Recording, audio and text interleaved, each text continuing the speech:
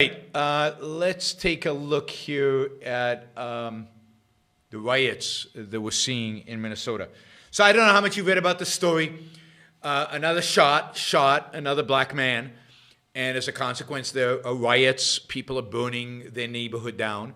I mean, because it makes complete sense that you're aggravated by a massive injustice, and so what you do in terms of express your aggravation over this massive injustice is to burn down your own neighborhood and to destroy property in your own neighborhood of your friends and neighbors. That's exactly what any rational person would do when they're angry. And don't tell me that it's insulting to them to say they're irrational, because they're clearly irrational. It's never rational to respond to an injustice going and burning and destroying cars and burning and destroying buildings. That is completely irrational. And the irrational is the immoral. And it's stupid. And it gains nothing. Yeah, it gains attention. It gains attention. What does that attention buy you? It gains attention to your immoral, barbaric actions. Stop burning stuff down. Stop rioting. You want to demonstrate? Go demonstrate in front of the police. They're the ones who did this, not your neighbors, not business owners.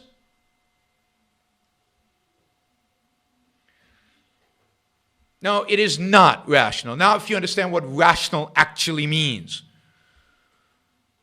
it is irrational, and the goal is irrational. So, what happened? It turns out that the police stopped this automobile. I think they got the name of the driver, and it turns out that there was a warrant out for his arrest. The driver tried to run away. I guess one of the policemen shot at the car, injured the passenger. Ultimately, the car hit a pole or something. Either was stopped or I don't know if it hit a pole, but it was stopped. The guy got out of the car and was arguing, I guess, with the police, then went back to get in the car.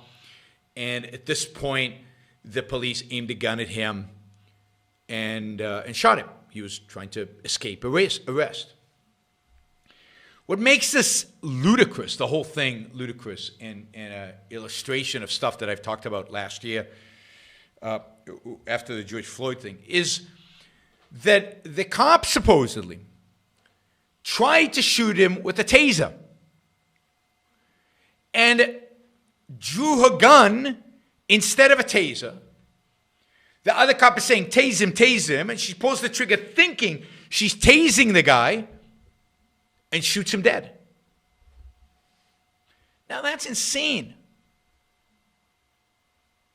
How does a policeman confuse a handgun with a taser? Now I know. Under a lot of stress, a violent situation, although as far as I know, the guy wasn't violent, he was trying to run away. But a lot of stress, very difficult situation, granted. You don't shoot somebody dead. And she didn't mean to shoot him dead. And this goes back to what I've been saying since George Floyd. One of the main problems I see, and when you read about all these cases over and over again, you read about them for years now, it seems like at least a certain percentage of police are unbelievably badly trained. This is bad training.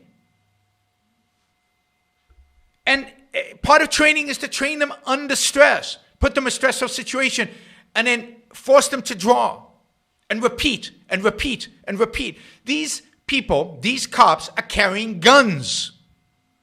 That gun could be pointed at you one day because it was a mistake. People who carry guns, I take guns as being something really serious, should be trained. Police officers should be massively trained. I am fine if you want to raise my taxes. I mean, I'd rather it be voluntary, but if you raise my taxes, to train policemen better. I would feel so much more secure. I've said this before. Train them in martial arts. Police should know martial art. They should know how to subdue a person easily and quickly and effectively without resorting to mortal force. And they should be able to use a gun effectively. And they should be able to know in a grip in the hand, just by the weight of the thing, the difference between a gun and a taser. It can't be that they feel the same. And they should know where the gun is and where the taser is and draw the one and not the other. All these things are kind of self-evident. These things are involved in training. People with guns should be trained. Think about, and I've used this example in the past. Think about the kind of training the military goes through in basic training and then throughout a soldier's career. Why is a policeman different? Because they have unions, I guess. Why aren't the policemen have this incredibly intense period of training and then constantly do training on the job? Constantly have to go away for a week here, a week there to do more training and more training, just like a military. And when they reach a certain age and they can't use martial arts and they can't be trained, they should retire to a desk job. You shouldn't have policemen who are old, define old, I guess, but who are old and out of shape. I don't get this obese policeman. Policemen on the beat should not be obese. How are you going to subdue a criminal? They should be fit and strong and able and in great shape. Always in the movies, the policeman is chasing the bad guy and the bad guy outruns him and the police is all out of breath, can barely breathe because he's been smoking, eating donuts and drinking coffee and Coke, whatever, right? It's absurd. You gotta train. I have no problem with women being police officers. I know women who could beat any one of you guys up, who could take you down. And if they learned Krav Maga, or if they learned Jiu-Jitsu, or if they learned Aikido, they could take any criminal down. It's not an issue of male or female. It's an issue of training. And ongoing training. And ongoing fitness. And hey, if you don't pass the fitness test, I don't care how long you've been a policeman, you're not going out on the beat. If you don't take care of yourself, you lose your job. Anyway, that's my view with regard to police. The rioting is insane. It just feeds the worst elements.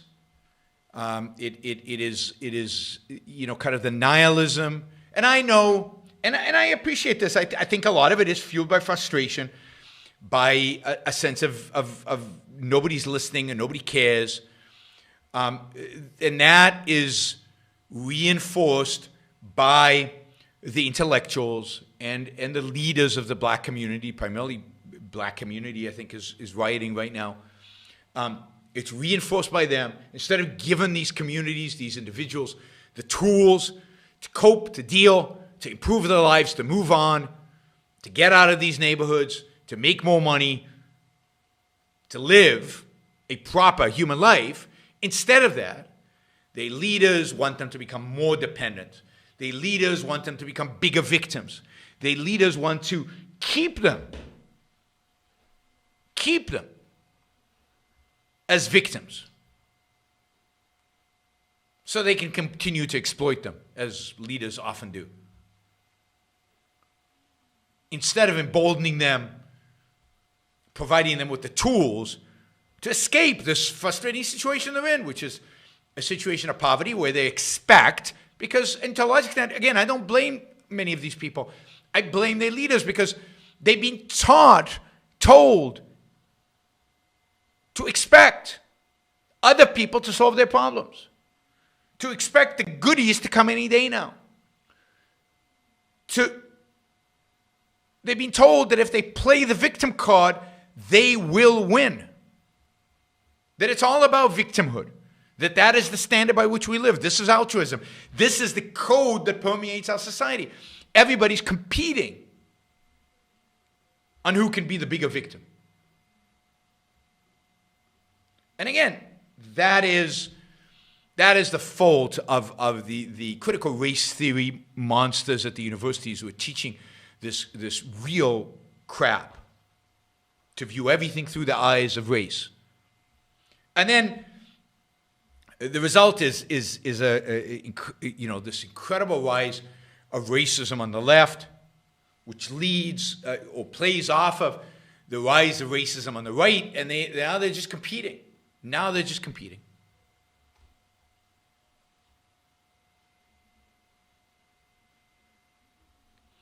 And it's tragic because there's no way out of this.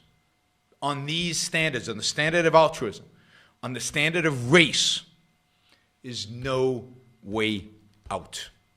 The victims will just become bigger victims. The poor will just become poorer. The solution is ambition, individual ambition. The solution is work. The solution is proper education. And again, it's hard to blame the victim. They went to public schools after all.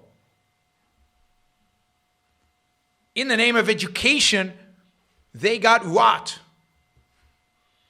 So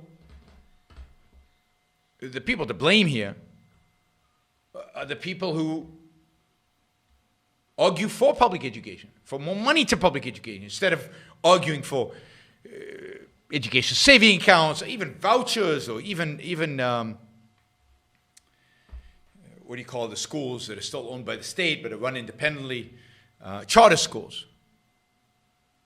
Give people options, particularly the poorest people. Give them options. Give them a way out of the situation that they're in. Instead, what does our intellectual leadership do? They encourage them to go and riot and burn down their own homes, their own neighborhoods, their own cars. That is going to help whom? That is going to benefit whom? Nobody. It's very depressing to see.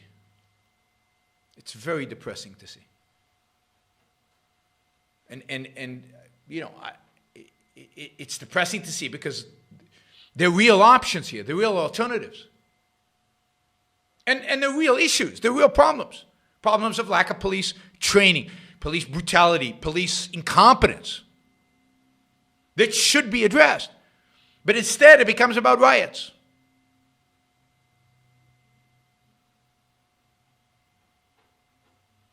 So, reminds me, I was talking to a friend of mine who runs the best school in Colorado. Best school in Colorado. Former Congressman Schaefer, and he runs the best school in Colorado. It's a charter school. Best grades. He's got 1,200 kids in the school, 1,500 on a wait list, but it's a charter school. So it's free. And he's starting a private school now. It's a Catholic private school, you know. He's Catholic, unfortunately. But he's a really good guy. And he's starting in this Catholic school that's basically going to have almost the same curriculum as the charter school, but just it's also going to have some religious studies associated with it. But now the parents who go to this Catholic school are going to have to pay a fortune. And the charter school, which teaches a very similar curriculum, is free. That's the insanity that you get when you have government-funded education. Well, government-controlled education. Actually, if the government only funded education, it wouldn't be true. Catholics are good people, really? When did that happen? When did Catholics become good people? There are a few Catholics that are good people, but I wouldn't make it a generalization like that. Many Catholics are very bad people. And indeed, most of the philosophically, ideologically, politically right now, almost all of the nationalist, central planning, conservative movement is Catholic, and it's really bad. But the whole religion is really bad. I mean, Catholic guilt, Catholic, yeah, it's not a good religion. I don't know what is a good religion, but Catholicism is at least not a good one. But as I said, there are good people who are Catholic, just like there are good people with almost every religion. Yes, they're good. So some Catholics that, in spite of their religion, are good.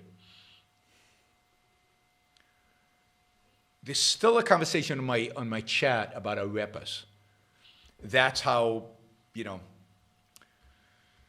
that's how Alejandrina sets the terms of the discussion. Not me.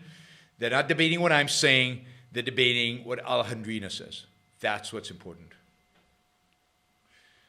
Yeah, it's $500 per movie that I will review. I'm going to review The Secretary soon. It's $1,000 if you want me to talk about a topic of your choosing. Just let me know what that topic is, and we will get it up, and we will do it. All right, let's see. No, don't stop, Alejandrina. You're entertaining my guests. It's good. It's excellent. All right, we still have like $220 to raise to get to the 400, so we're almost halfway there. I think the only way to get there is a few of you have to put in like $50, $100 questions, because we've already got a lot of questions, but most of them at the $5 level, and that's fine. You can continue asking those questions, but please, if there's any of you who can afford to ask questions at the $20 level, the $50 level, $100 level, we'll get to the 400 much faster if you do. All right, last topic before I get to the Super Chat questions. Let me just see if there's anything. All right. Okay, so who wrote this? Sorry. No, he says, what's it? Let me see if I can find who wrote. I don't know who wrote this, sorry. Listening while sick as a dog in Motown. Not COVID symptom, just bad juju. It still could be COVID, by the way. Send healing vibes sent. And thank you as always for good shows recently. You're the man. Thank you. Really appreciate that. Let's see if there's anything else related to what we've just talked about.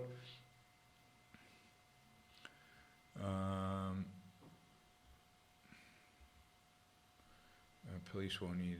Yeah, police don't need to be constantly trained currently. They should be much like soldiers. Unfortunately, there's also a lack of competent personnel currently, not only because of the George Floyd stuff, but culturally as well. I think that's right.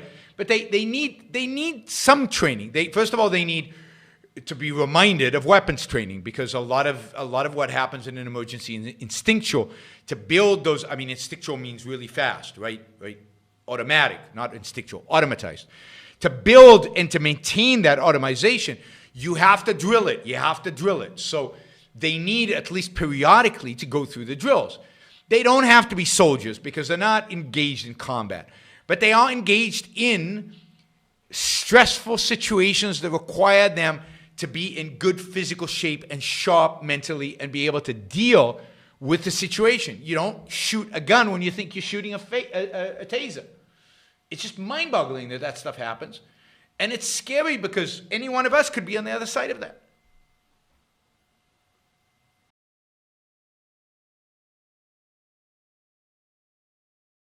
What we need today, what I call the new intellectual, would be any man or woman who is willing to think.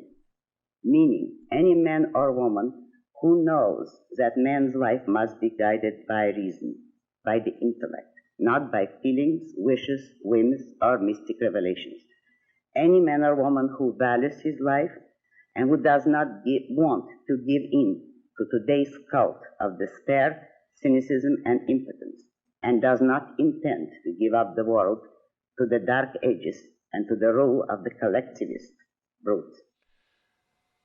All right, before we go on, reminder, please like the show. We've got 163 live listeners right now, 30 likes. That should be at least 100. I figure at least 100 of you actually like the show. Maybe there are like 60 of the Matthews out there who hate it, but at least the people who are liking it, you know, I want to see a thumbs up. There you go. Start liking it. I want to see that go to 100. All it takes is a click of a thing. Whether you're looking at this, and you know, the likes matter. It's not an issue of my ego. It's an issue of the algorithm. The more you like something, the more the algorithm likes it. So, you know, and if you don't like the show, give it a thumbs down. Let's see your actual views being reflected in the likes. But if you like it, don't just sit there. Help get the show promoted. Of course, you should also share, and you can support the show at JeronBrooksShow.com/support, or on Patreon or Subscribestar or Locals. And show your support for the work, for the value, hopefully, you're receiving from this. And of course, don't forget, if you're not a subscriber, even if you just come here to troll, or even if you're here like Matthew to defend Marx, then you should subscribe, because that way you'll know when to show up. You'll know what shows are on, when they're on. You'll get notified, right? So, yes, like, share, subscribe, support. Like, share, subscribe, support. There you go. Easy. Do one or all of those, please.